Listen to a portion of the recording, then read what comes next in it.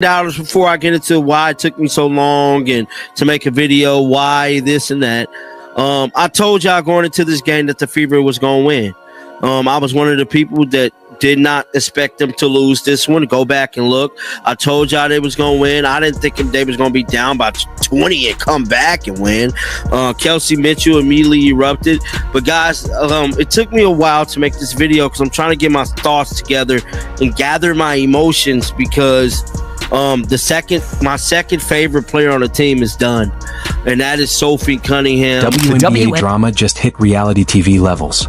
New footage drops, and suddenly Stephanie White is bawling harder than a kid who just lost their ice cream. What?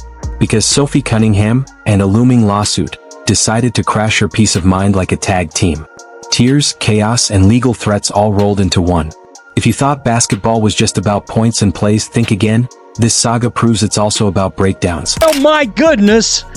It took a Hercules-like effort from Kelsey Mitchell in the second half of the game to bail out Stephanie White.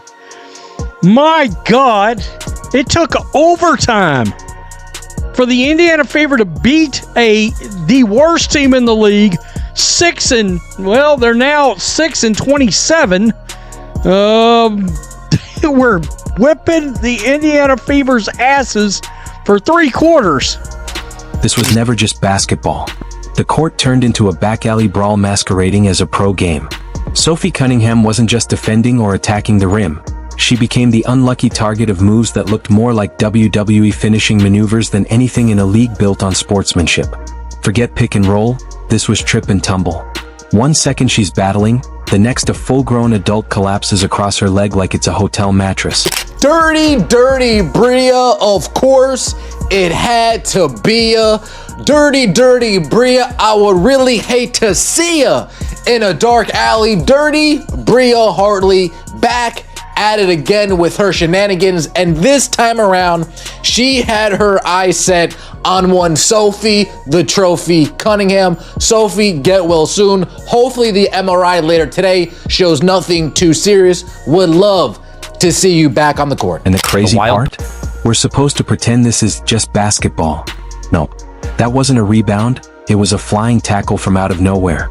These so-called pros looked less like athletes and more like extras in a low-budget bar fight scene.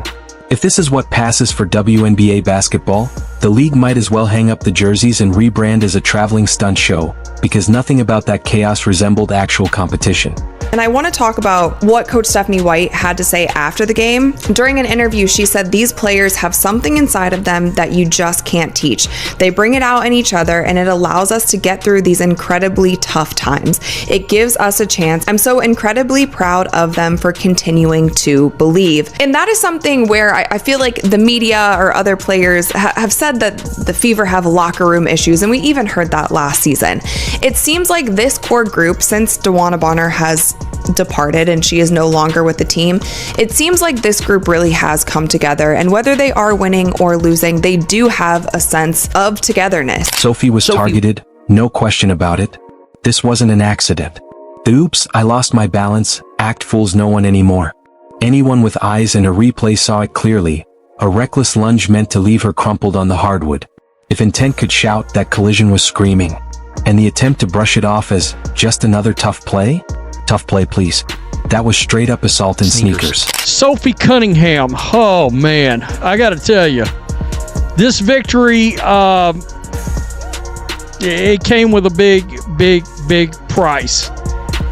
Bree Hartley, let me just start there because we've got Sophie Cunningham's sister and mother weighing in on the league, and Bria Hartley right here. This is Hartley right here coming in. Slide over right there, and Hartley just kind of falls and she crushes in on the knee of Sophie right here. She went down hard. And that was it. That's like she tried Sophie to slide was over upset, right there, and Hartley just kind of falls and right with there that once again into the knee. They had to pull out towels to sort of cover the situation up.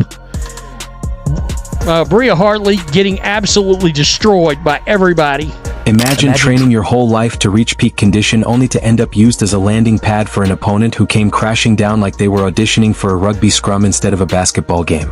Sophie didn't sign up to play human crash mat, yet here she is, nursing an injury while the other player shrugs it off like it was just another Tuesday on the hardwood. Madness doesn't even begin to cover it. And let's be honest, if a collision looks reckless enough to risk someone's knee, there should be real consequences. In any league with actual accountability, you don't just dust yourself off and get a pat on the back. There should be responsibility, not excuses. And the suspension conversation? That shouldn't be optional. Not the soft, sit out one game and come back refreshed type either. A real suspension, one that matches the impact of the injury. If Sophie's watching games from the couch, then the player who crashed into her should be right there on the couch too, remote in hand, not suiting up like nothing ever happened. That's the only version of consequences that actually fits the severity of the moment. Indiana Fever with a hell of a comeback versus the Connecticut Sun. We're gonna get to the good, the bad, and the ugly. Let's start with the ugly. Prayers up for Sophie Cunningham. One half of the Blonde Bombers. Sophie, the trophy, is done for the season with a horrific lower leg injury. I don't know if it's her knee. I don't know if it's an Achilles. It looked bad. She's going to be done for the year. I don't know how much longer the Indiana Fever can continue to survive with these injuries. I just have to be honest. I got to be real. We lost Sydney Colston to a torn ACL. Ari McDonald broken bone in her foot. Caitlin Clark has played like 12 games all year or something like that.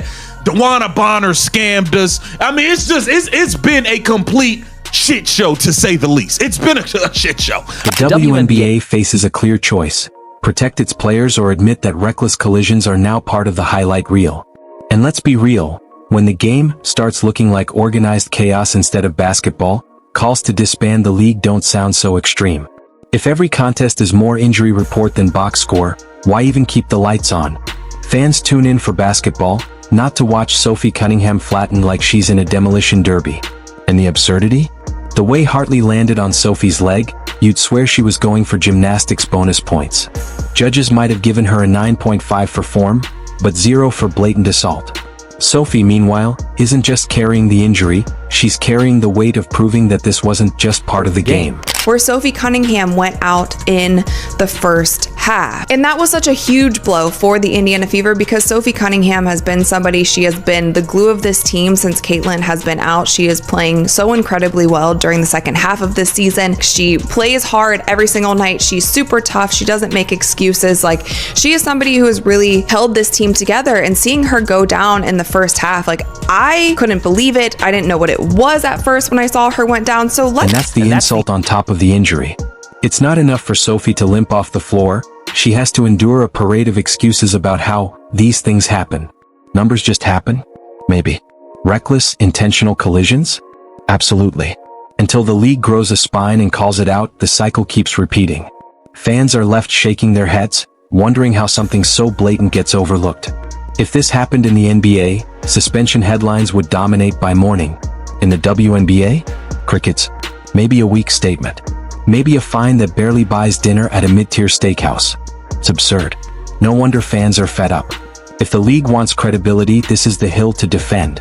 Instead, it seems content to let it slide. Sophie should be in the spotlight for her skill, her hustle, her shots, not for being used as a human crash pad. Meanwhile, the instigator walks away with barely a scratch on her reputation, and the league's spotlight is dimmer than ever. The imbalance is almost comical, but for Sophie, the spotlight is all pain.